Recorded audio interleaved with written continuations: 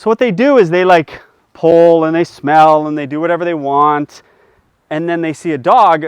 Well, you never established any control. The dog did whatever he wants. Why wouldn't he bark at the dog? Force is met with force. I didn't start this with him. Right. He started it. You know what I'm saying? Yeah. Someone's got to stand up to him for doing things to nice dogs, you know, Yeah. that have done nothing to him, not at his house. Yeah. And yeah, it's going to be you. You got him at what age? When he was a puppy. And he was a normal puppy? Yep. Yeah, I socialized him like right from the start. Yeah. So what did he start doing?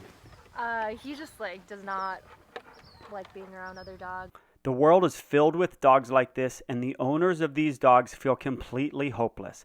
They don't know what to do. They can't let their dog meet another dog. As you can see by him pushing on the fence, that would have been a fight if there's not a fence there. I'm getting a baseline. I'm not doing any corrections.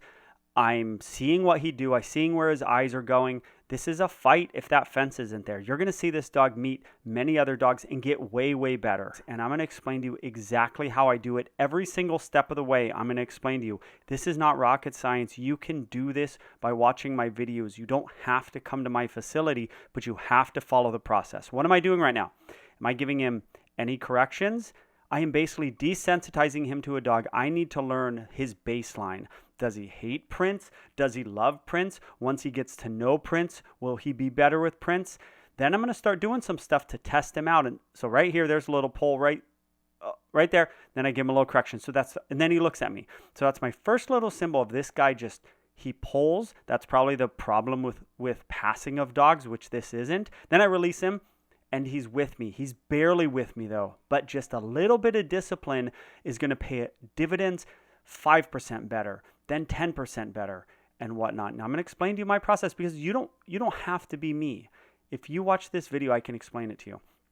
So desensitization to another dog, that's what I did. Then I do the fake release. You have to do the fake release. So I see that he's on my page a little bit. He's just not fully doing exactly what he wants to do. He's getting moments of impulse control because if this dog meets another dog, where's his impulse control going to come from? He needs it to come from me. Now, fully freaks out with 2 dogs come down. I expected that. I kind of knew that. I didn't. So now the first discipline in his life. He lost his mind. Okay. This dog, as you heard, got socialized. She said she's been socialized. He used to like dogs. This dog does not come from a traumatic background. So I'm not going to be soft on the guy who liked dogs and then at a point in his life just decided he didn't like dogs and he just decided he wants to pull his mom to get to dogs, and then it became this downward spiral for this dog. We are not little knee flip and then here's what you want. That's what you want. Look at me, look at him. Do I look like I'm joking around? Like I'm someone to be pulled over?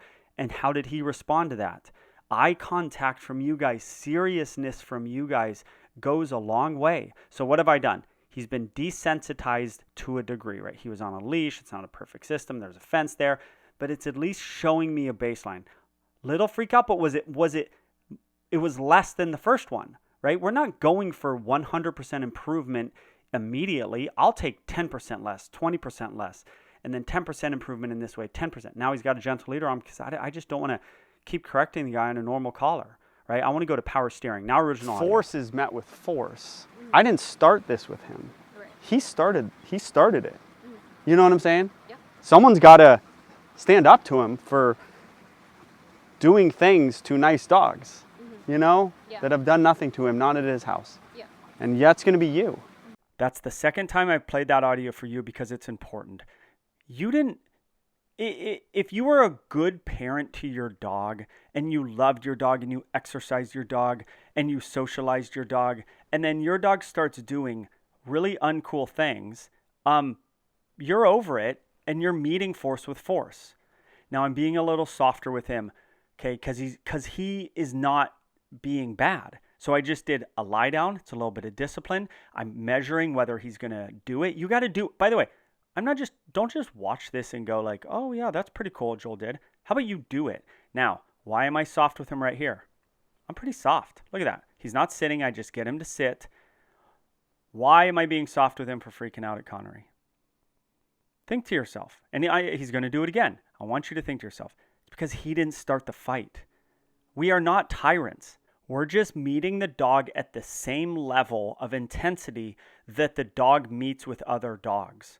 And the same reinforcement your dog gets from doing the thing to other dogs, which there's tons of reinforcement in your dog freaking out at other dogs, we are going to meet them with the same amount of correction or the same amount of quote unquote punishment as they get from doing the behavior that they do. That's operant conditioning, and then the behavior will decrease. But we're not going to go over. We're not going to go over the e-collars. We're not going to go to a 10 on the punishment scale. If they meet the other dog at a 2, our correction is going to be a 3 or a 2. Now we're passing dogs, and we're going to go to original audio in a minute. Now he's going to meet the white dog that he didn't like at the beginning. No muzzle, no nothing. You have to, your dog has to meet dogs. So how did we get here? We let him desensitize and we had some discipline. Now you're going to learn my leash walking process. When I say walk into him, I want you to almost time it to where he's coming up, and then you're just like cutting him off, and you keep walking. Yeah. And mom walks wherever mom wants to walk. Okay? And you want him to do that. You don't want to be hitting like right there. Okay. You don't want to hit him. You want to be walking like that and have him avoid you. Okay. Okay? So these are ways to take his eyes off of the dog. Here, let that leash be a little loose. Looser. Oh. Okay. Back up. Call his name. Brutus. Next time you say Brutus, I would give him a little correction to walk away. Okay. Okay? Walk over there. Say his name. Oh, he's a good boy. He's the best boy. He's a wanderer. We need to get like little wins on him going dog and you 6 feet away saying his name and him going, nah. There's no. He knows this dog. It's 20 minutes into this session. He can't look at you on his name, which he almost didn't do right there. Yeah. And these are little moments for you to say, there's no non-listening to mom. He's like a 35-year-old man. Like, this is not a little kid anymore. Right. He's an adult who blows his mom off. Yeah. You know what I'm saying? Yeah. For basic things. We're over all that. Yeah. This is my method. And if you can get this in life, like outside of your house, then when the dog does see another dog, they're a different dog. They didn't pull you down the street. They weren't doing everything they wanted to do pre-dog. So what they do is they like pull and they smell and they do whatever they want. And then they see a dog. Well, you never established any control. The dog did whatever he wants. Why wouldn't he bark at the dog? You have to have some control on the leash. You've seen it throughout this video where I wasn't letting him do whatever he wanted to do. I would release him, and then if he went too quick, he'd hit the end of the leash. He would get a correction. And now he's starting to hang back. And he's going to get to, I believe, meet another dog here in a minute. Oh, he's not sitting. There's no not sitting. He's about to meet a dog. He's in his brain is now his brain was like going, oh my God, there's another dog. Oh, he's got curly hair. And then when I made him sit and then he chose to look at me, now he forgot about the dog. So he's not in his own head. Okay. And then you're going to see something really cool here in a minute.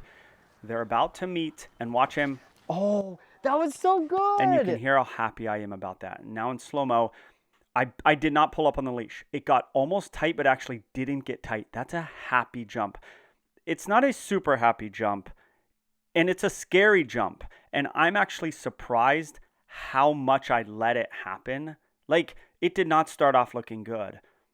And I have to do that in 1/100th of a second, is to not pull on the leash. It's very important that I didn't give him a correction at that point, which he did not get one. Is very important. But this is from so many dogs, and that couldn't have been done without the muzzle. If the muzzle wasn't on him, I would have pulled more.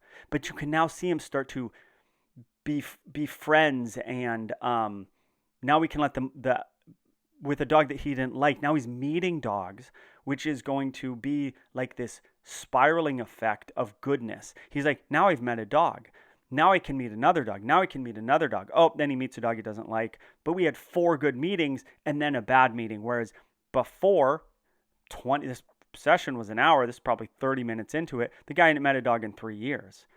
Now he's learning about a dog, smelling a dog. But we had to go through those fence meetings where he quote unquote met them through the fence, right? He smelled them, he saw him. I did not freak out. I was like, hey, go nuts if you want. Let's see if just being with a dog through a fence helps you. And he just kind of spiraled. So then I go, okay, discipline time. I did those sits, I did those downs, I did those corrections. I stood there like I meant business. You saw that still frame of me standing there.